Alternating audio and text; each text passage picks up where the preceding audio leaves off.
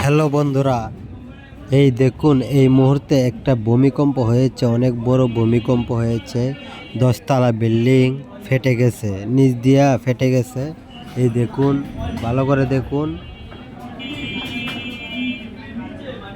আল্লাহ আল্লাহ, তুমি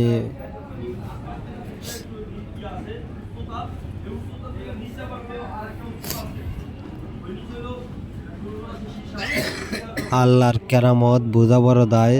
আল্লাহ সতর্ক হওয়ার জন্য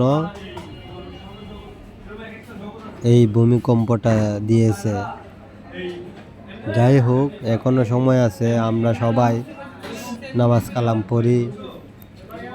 এটাই কিয়ামতের আলামত শুরু হওয়ার একটু ধাক্কা দিল আর কি, বোঝা গেল। এখনো সময় আছে, আমরা ভালো হই। সময় এখনো আছে, আমরা ভালো হয়ে যাই। আল্লাহ ছাড় দেয় কিন্তু ছেড়ে দেয় না। এই দেখুন, এই বিল্ডিংটার নিচে ফেটে